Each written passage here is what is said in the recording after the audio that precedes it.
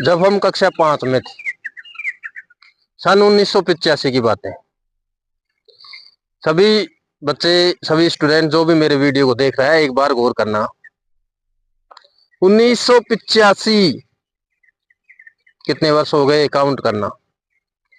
हमारे गुरुजी ने कह दिया कल इस प्रश्न को याद करना। उस सामाजिक का प्रश्न था, गंगा नदी डेल्टा कैसे बनाती है।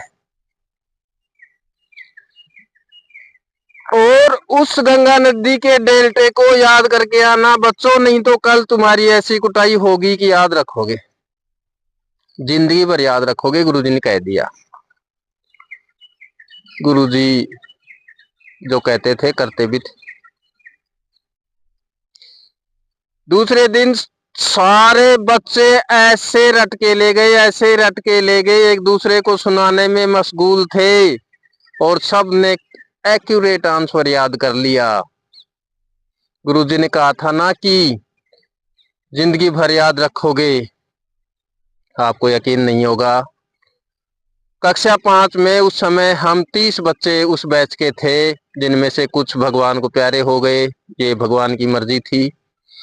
किंतु जो आज ही बचे हुए हैं, उन सब स्टूडेंट्स के जिंदगी भर याद रहेगा। वो आज भी याद है। आज भी हम जब मिलते हैं मजाक में कहते हैं कि वो गुरुजी ने कहा था गंगा नदी का डेल्टा याद है कि नहीं, और वो मजाक मजाक में आज भी करते हैं। याद करके देखो कितने वर्ष बीत गए। समस्या ये है, आरएसएसबी जो कर्मचारी चयन बोर्ड है, उसके अधिकांश पेपर 10वीं 12वीं लेवल के होते हैं।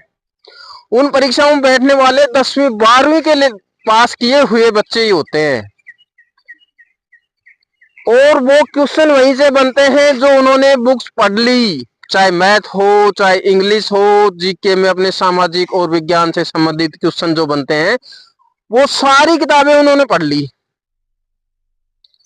पेपर खराब हो गया। क्या पढ़ा था तो?